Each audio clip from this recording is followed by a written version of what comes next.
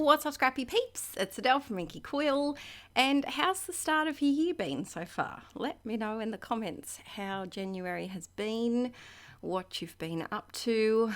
Today we're scrapping with some of the papers from the beautiful Cocoa Vanilla Sun-Kissed collection. And I had this photo of Aaron and the kids that I took in our backyard, which is in this section just a pile of dirt.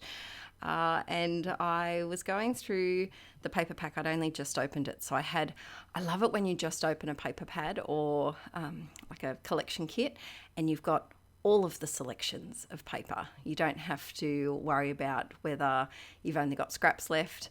It's great, but it's also slightly terrifying sometimes because there's so many options. And I landed on this paper.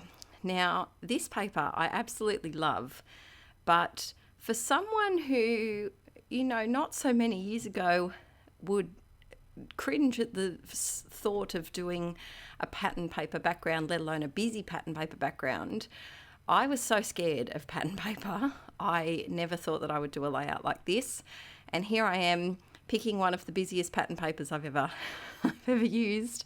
And it's rainbow, it's multicolored, which is another thing that I shied away from a lot of years. So I hope this video gives you some mojo, a little burst in your crafty, thinking process to maybe try a paper that you never, ever thought you would ever be able to use. And you secretly might love it. I rarely do a white background paper now, even if you're an OG Inklet. If you were here back in, when did I start? Was it 2015 or 2016? I can't remember. But if you're an OG Inklet from the early days, you'll know that old school Adele would never have done a layout like this.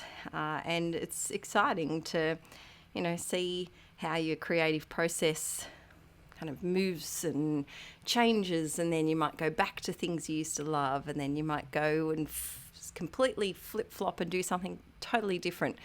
It's been a fun ride. So I thought, hey, this background paper has a lot of flowers. Let's add some freaking more. And I love this little ephemera pack that Zoe put in the collection, and I've used it up. I think I might have to order another one. I think I've actually used up 2 of these now. And I have almost finished the floral pack from the These Days. The These Days collection. I've almost finished that floral pack too. But I kind of wanted to add just a little bit of texture to the page and a little bit of dimension. And I could have channeled my inner Lauren Hender. If you watch her YouTube channel, she's amazing at fussy cutting. And I could have fussy cut the flowers from that spare bit of paper to my right. I did consider it for a moment, but then I remembered that I'm still learning to like fussy cutting. That's a phrase that we use a lot here at home with Arch, because he is very quick to not like something, very quick to, as kids are. And so we say that we're learning to like something. So, quite often he likes to remind me that I'm still learning to like Wheat Bix.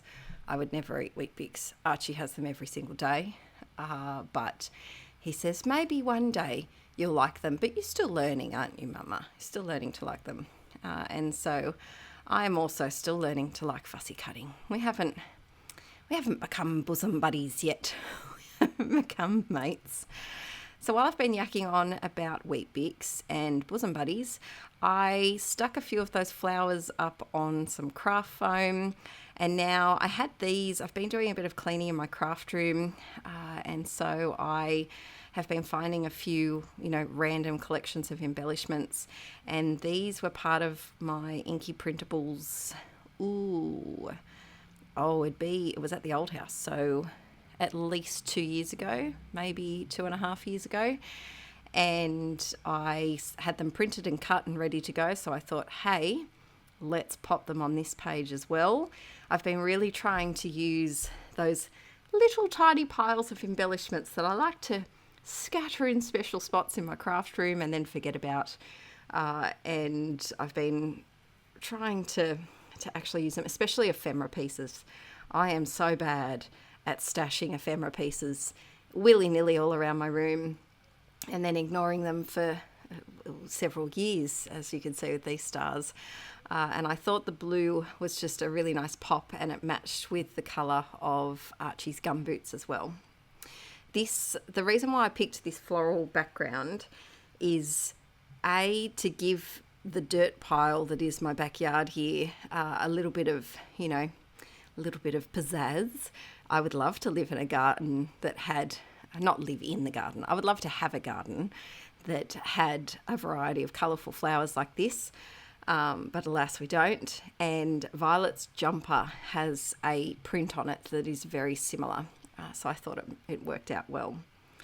Now this giant word, I don't know where I got it from. I did buy it from Love to Create, but I don't know what brand it is, and it's very chunk. And I had originally bought it to put on the front or the title page of the kids' baby albums, but I've decided to use it now because I've been really embracing wood veneer lately. Actually, that's a question I have for your peeps.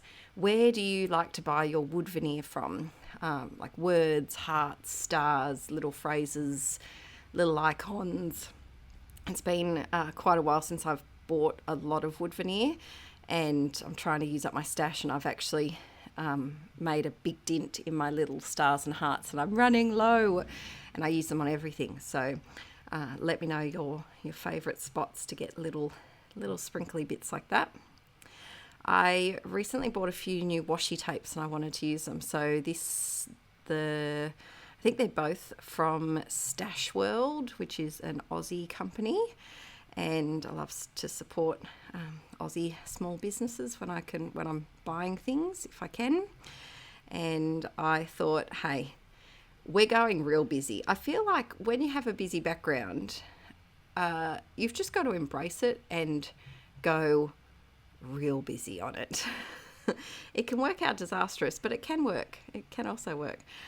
This is a cute little brad that a Inklet sent me, and I didn't want to poke it through the paper, so I just folded the pins in and then added some craft foam.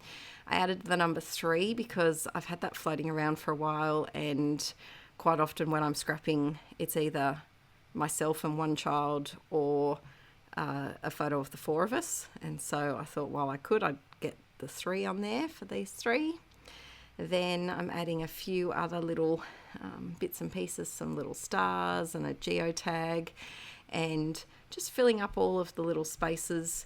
Another tip that I have that I've been using a lot while couch scrapping is that busy pattern papers can seem less overwhelming when you shrink them down to an 8.5 by 11 layout. And it's kind of cheating in a way because, I just feel like sometimes, I've talked about it before with embellishments, when you kind of one-up an embellishment and maybe you use it in a way that it wasn't supposed to be used, or I don't know. I feel a bit like that with the pattern paper. If I make a smaller layout, I'm like, yeah, I win against you this time, paper, and then you've got a scrap to play with next time. Does anyone else feel me, or is it just me being a bit lame? But I don't know. I feel like when you can find little sneaky tactics to make the most of your products, or to maybe make them more comfortable to how you scrap, I do feel like it's a little celebratory win. So 8.5 by 11 layouts are great because you just have less of the busy background to play with, and it's just a bit easier to handle.